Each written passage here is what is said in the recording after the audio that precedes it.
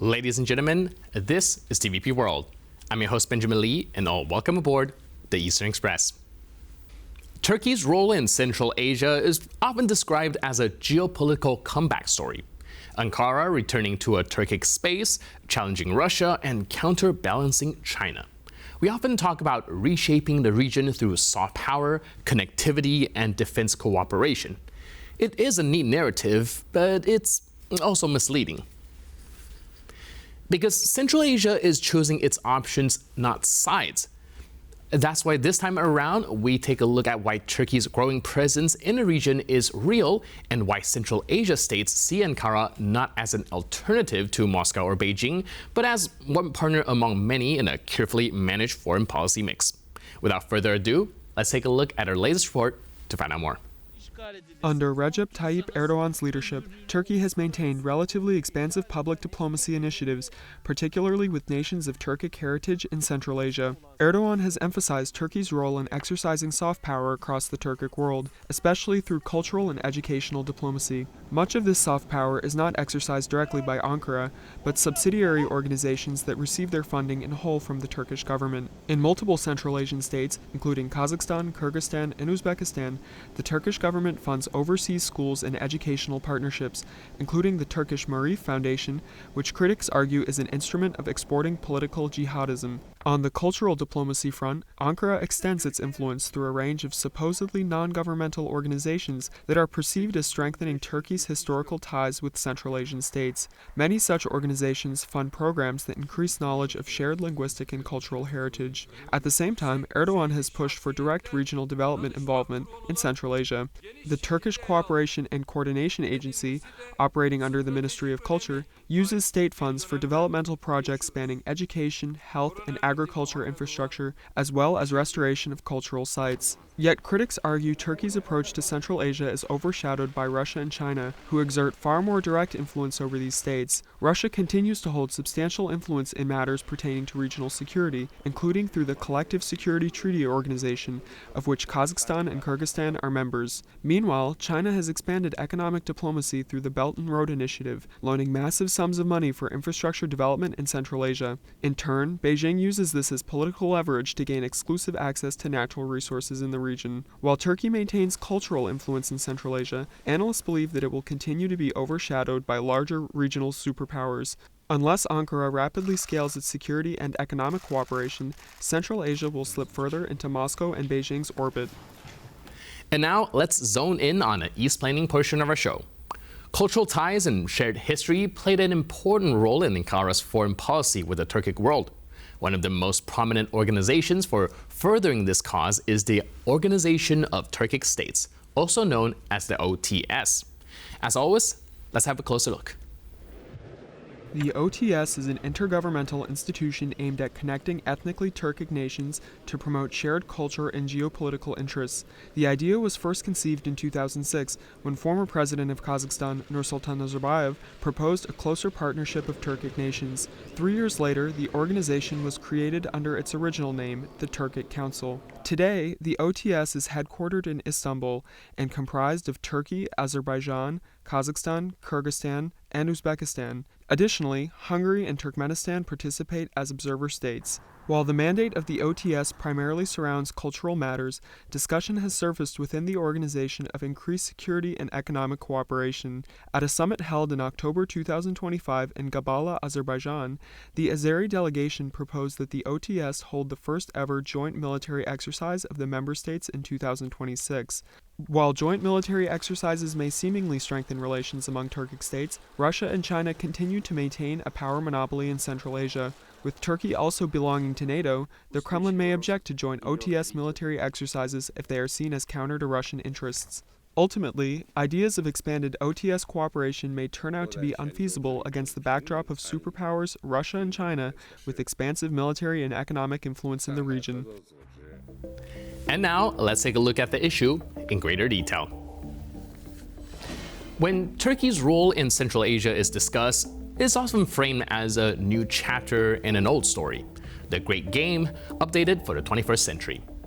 In this version, Ankara is cast as a challenger, pushing back against Russian influence, edging out China, carving out a Turkic sphere of its own. That framing flatters Turkey, and it did fundamentally misunderstands Central Asia. Because Central Asia is not waiting for a new patron to replace an old one, and Turkey's presence in the region, while real and growing, functions as a complement, not a substitute, to the region's existing relationships. Ankara knows this, and it learned the lesson the hard way. In the early 1990s, Turkey moved fast. It was the first country to recognize the independence of the Central Asian republics, but the enthusiasm overshot reality. It proposed ambitious integration projects, a common market, even a shared currency based on the Turkish lira. It positioned itself as a door opener to the West and an advocate for Central Asia and Western institutions. Turkey's maximalist vision intimidated newly independent states still guarding their sovereignty. Ankara underestimated Russia's staying power, overestimated its own economic capacity, and misread how much leadership Central Asia was willing to accept. Today, Turkey's engagement is more grounded. Central Asia is a serious market for Turkish businesses. Turkish construction firms have delivered over 1,000 projects in Turkmenistan alone, and Turkey has become one of Uzbekistan's top investors. Energy cooperation, especially with Turkmenistan and Kazakhstan, remains a long-term ambition, building on Turkey's partnership with Azerbaijan. But economics is only part of the picture. This pattern repeats across the board. The Organization of Turkic States, the OTS, is often presented by Ankara as a proof of institutionalized Turkic solidarity. And institutionally, it has grown, from a linguistic cooperation council into a broader identity-building framework. But unity has its limits. On Cyprus, Turkic solidarity fractured quickly. On integration, priorities diverge. Even military cooperation under the OTS framework remains carefully calibrated. Connectivity is where Turkey's offer most align closely with regional interest. The Middle Corridor is important, but it is not exclusive. North-south routes, Chinese corridors, Russian-initiated projects all remain in play. Central Asia's own Central Asia 2040 strategy makes this explicit. Diversification is the goal, not substitution. Now the takeaway is simple. Turkey matters in Central Asia. But it matters because Central Asia allows it to, on selective terms, in specific sectors within a multi-vector strategy that resists domination by anyone. And that is the reality any external actor will have to accept. And now, here to share more light on the issue is Aisha Yürekli, EU Representative and Senior Advisor on European Policy. Hello and welcome to Eastern Express. Hello. So today we are trying to explore Turkey's role in geopolitics. And well, one of the observations we find very interesting is that Turkey finds itself present in most very high-level geopolitical conversations, be it the war in Ukraine, be it every policy involving Central Asia, as well as the vying for influence between Russia and China. Albeit it plays a very important role, but mostly supplementary. How would you characterize Turkey's role on the geopolitical stage? Yes. Turkey, especially over the past decade, when it comes to Central Asia particularly, has clearly moved from a rather cultural, historical engagement to a more strategic presence. And this is not just limited to Central Asia, obviously, but today we see Turkey's presence in the global world and geopolitics as a mix of public diplomacy, development cooperation, education, business and economic ties, but also very much security and defense related engagement as a middle power. All these unfolding certainly in a world where US grows to become more and more in the foreground, and And for example, particularly in the case of Central Asia, the Russian legacy influence is always there, and also in relation with the war in Ukraine, as well as China's growing economic power, especially again in the region of Central Asia, but certainly also since I'm based in Brussels and deal with European policy much in my daily work, there is an increasing interest also from the EU side, especially on the Central Asia, and also of other middle powers. So the real question is not really whether Turkey is active. Turkey is active, but how coherent, how sustainable, how politically impactful this activism really is and remains. This is actually the issue from the Turkish side. Right, and speaking of sustainability, one thing that we do observe is how well Turkey was able to be a very pragmatic partner for all of those involved. But with, like you mentioned, U.S. growing more assertive, Russia becoming a bit more aggressive, and China's influence around the world also expanding, do you think that there will be a point where Turkey will not be able to sustain this current level of being able to dip its toe on every side? Turkey is following a multivectoral approach. As you said, actually doing a lot of different things on different grounds with different policies. But Turkey is obviously trying to strengthen its footprint all over the world, especially in its own areas. For example, in the Balkans, in the Middle East, in Central Asia, in Caucasus region, the neighboring regions also, and historically close ties play an important role for Turkey's assertiveness in these regions. But operationally, certainly, it's very complicated in the long term, as you asked, in terms of sustainability, because it requires some sort of fully integrated strategy. Otherwise, there are like overlapping mandates, some transparency issues, coordination issues. Turkey still needs actually, still searches for a narrative and also a coordination mechanism to cope. Right, and with all these challenges. Right, yeah. Speaking of that narrative, we also just brought up earlier that EU is also increasingly interested in Turkey as well. Can you help us shed some light on some of the interests, or what are the aspects that has piqued EU's interest, and whether or not Turkey will follow that line of thinking as well? Yeah. As we are discussing on particularly the Central Asia today, certainly Turkey is and has been a candidate to the European Union since Helsinki summit in 1999.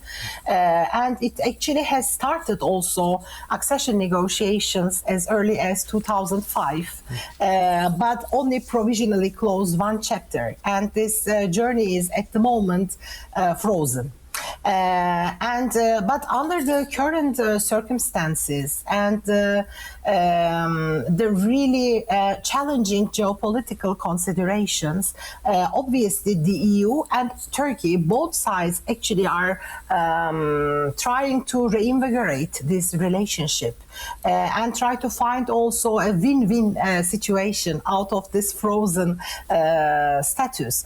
But when it comes to, for example, nearby regions, again, particularly the Central Asia, EU has also its own ambitions there. And it makes more sense for the EU also in terms of regional cooperations to collaborate and cooperate with Turkey. And the same is true also for Turkey, certainly. To cooperate with EU in a more extensive way will bring benefits to both sides. When it comes to Central Asia, as I said, maybe Russian legacy, Chinese business and economic power, Turkey's affinity and long-standing cultural and linguistic ties and historical ties, etc., play an important role, but especially since the Russian invasion in Ukraine, the EU has also changing shifts and trying to create a new contact with Central Asian countries. For example, last April, the EU made this EU Central Asia Summit with 5 Central Asian presidents, with the whole EU leadership, including Mrs. von der Leyen, European Investment Bank, European Bank of Research and Development. So it formally elevated its relationship to a strategic partnership level, and, for example, announced a package for investments around 12 billion euros. And I really think in these regions, also Black Sea region, also Mediterranean region, for example, are very important points where Turkey and EU relationship can take a new cooperative phase. Under the current circumstances, the best solution seems to be cooperation rather than competition in the nearby regions. Right.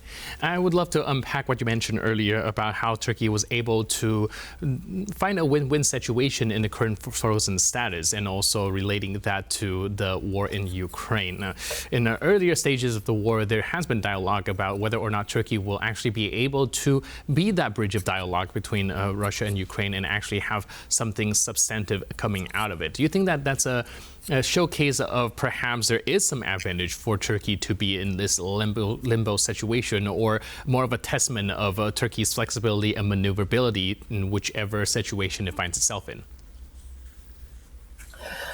I think Turkey is really trying to keep its options open in different ways, and maybe it needs to also as a middle power, and from the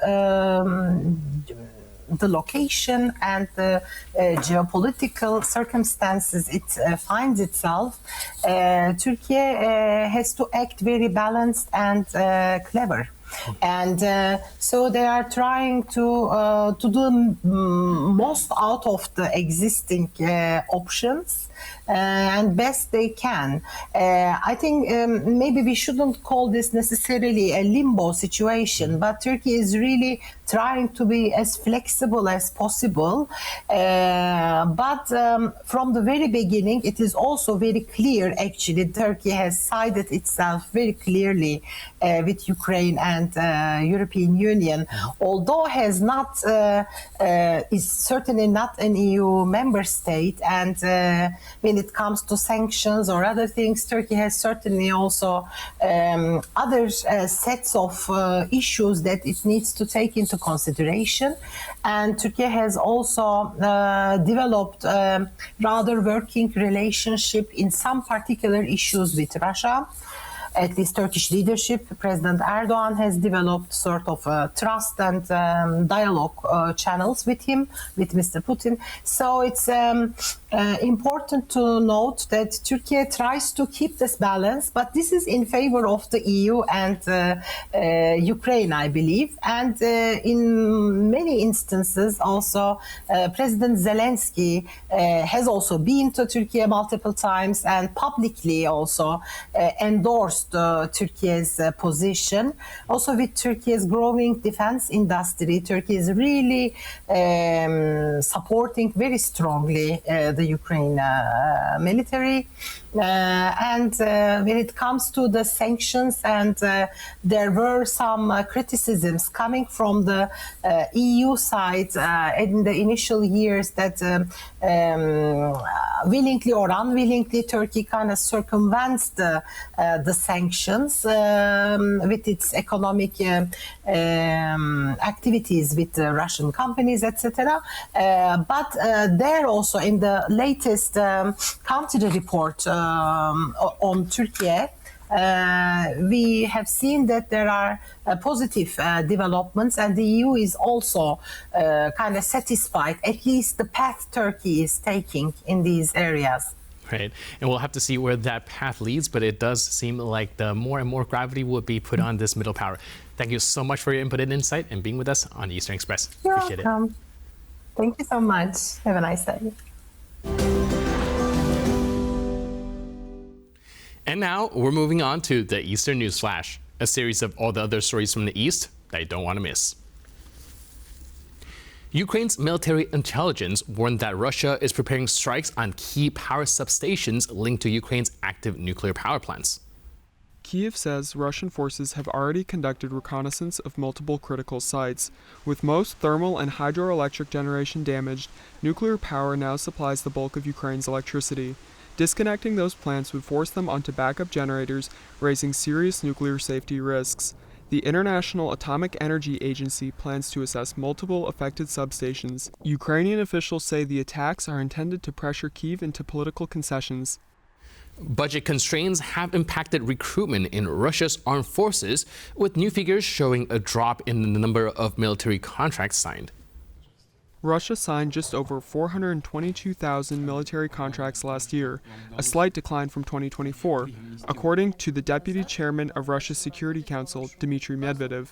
The drop comes as some regions reportedly scale back recruitment bonuses amid budget pressure. Moscow has leaned heavily on contract soldiers to sustain its war effort, while avoiding another forced mobilization, which sparked protests and an exodus in 2022. The Kremlin continues to offer high pay and benefits to attract volunteers as Vladimir Putin pushes to expand the armed forces. Independent counts suggest Russian battlefield losses remain high, driving continued recruitment needs. Signs of an internal power struggle are intensifying within Georgia's ruling Georgian Dream Party, following the sentencing of former Prime Minister Irakli Garibashvili to 5 years in prison on corruption charges. Once viewed as a favored successor to party founder Bidzina Ivanishvili, Garibashvili is among a growing list of senior officials arrested or investigated over the past year. Authorities frame the prosecutions as an anti-corruption drive, but watchdog group Transparency International Georgia says the case reflects selective justice tied to factional infighting. The pressure extends beyond prosecutions, with investigations into major businesses and rising concerns over political control. Meanwhile, Georgia's international standing is deteriorating as the EU warns of possible visa-free travel suspension and the United States moves to restrict immigrant visa processing. And that's all on this episode of Eastern Express. But for more news, update, and commentary, please stay tuned to TVP World.